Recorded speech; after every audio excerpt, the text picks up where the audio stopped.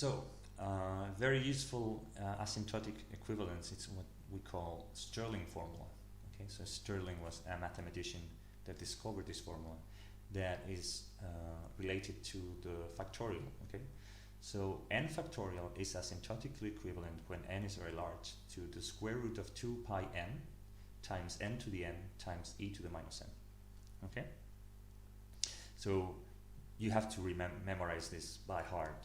Okay, you're gonna use it a lot because in many limits we will have n factorial and you need to use the Stirling formula to make things simpler. Okay. Okay, so how do we use these asymptotic equivalences? So suppose we have this limit, the limit when n goes to infinity of a sub n times b sub n. Okay, and we know that a sub n is asymptotically equivalent to c sub n, and b sub n is asymptotically equivalent to d sub n. Okay, well, if we have this, then we can do this limit when n goes to infinity, and then multiply and divide by c sub n, and multiply and divide by wait a minute, by d sub n. Yes, so this is wait a minute, multiply and divide by d sub n, right? So then this limit is 1, this limit is 1, so the limit is the limit of c sub n times d sub n. So in products, and it's easy to see that in quotients, you will have the same rule. You can substitute a sequence by another sequence that's asymptotically equivalent to it. Okay? So just remember this because it's useful. So and as an exercise for you, use this trick to calculate this limit. Okay, so we know that the sine of epsilon sub n is asymptotically equivalent to the logarithm of 1 plus epsilon sub n, which is asymptotically equivalent to epsilon sub n. Okay? Now, you could be tricked into thinking that you could also apply this rule to differences of limits. So the limit when it goes to infinity of a sub n minus b sub n, and also a sub n is asymptotically equivalent to c sub n, and b sub n asymptotically equivalent to d sub n. So you could say, well, this is the limit of c sub n minus d sub n. Okay, you could say this. Well, this is not true. Okay, so not true. You cannot use this in differences, and I'm going to show you why with an example. So suppose we have this limit, the limit when n goes to infinity of the square root of n fourth plus n squared minus n squared minus 1. Okay, well, you could say that, you know, n to the fourth plus n, you could take common factor n squared n fourth, and so take it out of the root, and then you have 1 plus 1 over n squared. So this is asymptotically, the limit of this divided by n squared is 1, so this is asymptotically equivalent to n squared, right? It's easy to prove. And then you have n squared plus 1. Well, this is like this. This is also asymptotically equivalent to n squared, right? If you compute the limit when n goes to infinity of n squared plus 1 over n squared, you get 1, right?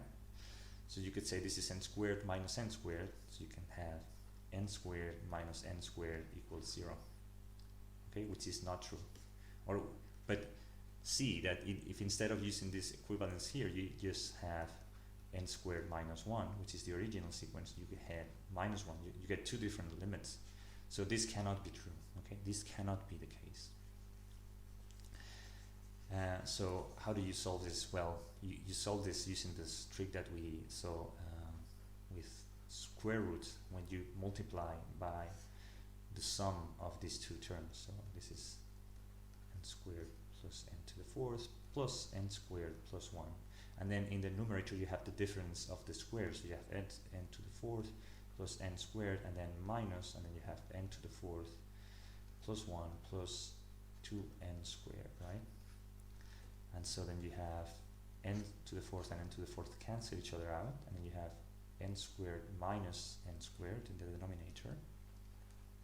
So you have minus n squared minus 1, and then you could have n squared here, as we just said, okay, and then you have n squared plus 1, right?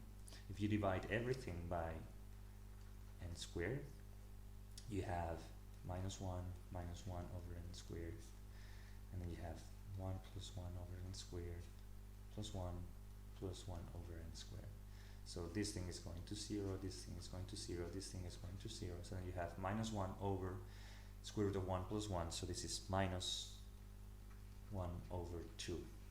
Okay? This is the limit. And not 0 or not minus 1 as we had seen.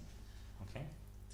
So why is this the case? Why cannot we do these things? Well, the thing is that when you are subtracting these things that is going to infinity and going to infinity, what you can see is that the leading terms, the terms that are more important, n to the fourth here and n to the fourth as well, or in this case, well, n to the square, n squared, get cancelled out, right? Because you can subtract them from each other. And then the important part of the limit, so the important terms that will give us the actual value of the limit are the terms that are smaller, that are negligible in comparison with the leading terms. Okay, so that's why we cannot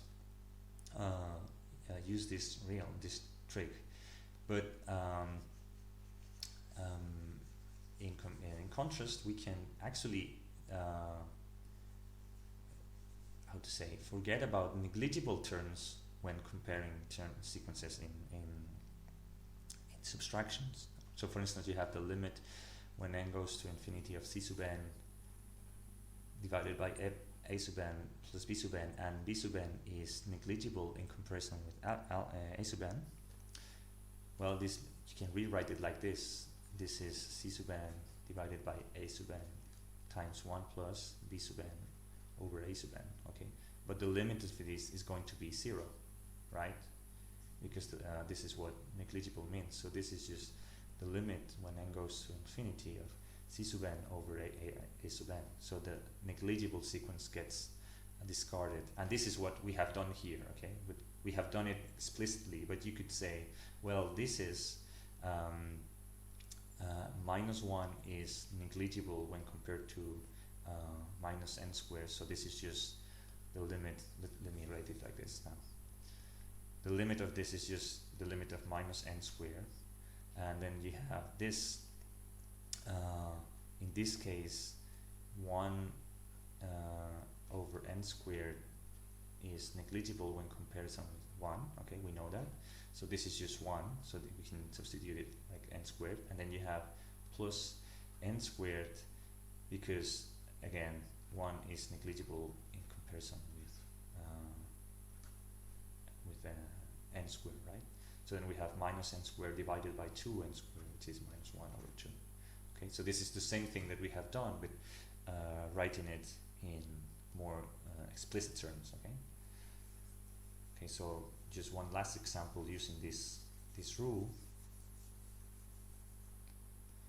Okay, so the limit, let's say, not limit. We have to show that the logarithm of 3n to the 6 minus 5n squared plus 2 is asymptotically equivalent to 6 times the logarithm of n. Okay, so now with this we have the 2 is negligible. 2 is negligible in comparison with 5n squared, and this is negligible in comparison with 3n to the 6, right? So we can rewrite it like this. The logarithm of 3n6 minus 5n squared plus 2 is asymptotically equivalent to the logarithm of 3n to the 6, right? Now we can rewrite it like this. This is the logarithm of 3 plus the logarithm of n to the 6, but the logarithm of 3 is negligible when comparison with the logarithm of n to the 6, right? As n gets very large, this gets very, very, very important, and this very small, right? So this is equal to, sorry, not equal, but asymptotically equivalent to the logarithm of n to the 6, which is equal to the 6 times the logarithm of n. which is what we wanted to prove. Okay, so remember this: in products and quotients, substitute equivalent sequences, and in general, and in sums and differences, discard negligible terms. Okay, so the last thing I want to tell you is that this is and I think we will prove this in some of the exercises. This is a hierarchy of negligible sequences, which is very useful for calculations. Okay, so the logarithm of n to any positive number a is negligible to n to any positive number b. Okay, so that means that the logarithm is growing to infinity much slower than n to whatever, right? Well, this is negligible in comparison to any exponential function, c to the n, right? If c is greater than 1. This is smaller than n factorial, or negligible in comparison with this, and n factorial is negligible in comparison to n to the n. Okay? Well, actually, this is easy to prove if you use Stirling's formula. So you have n factorial over n to the n, and then if you use Stirling's formula, n factorial is the square root of 2 pi n times n to the n times e to the minus n divided by n to the n. Well, n to the n cancel each other out, and e to the minus n goes here, but this is just the limit when n goes to infinity of 2 pi n to the 1/2, and this is over n e to the n. But here it says that n to the b is negligible in comparison with c to the n. Well, c here, e is 1, so it's greater than 1, so we can say that n to the 1/2 is negligible in comparison to e to the n, which is what we are seeing here. So this limit is 0. Okay, so we will see some of this in the exercises, but remember this hierarchy, right? Yeah, so that's it for now and for the unit.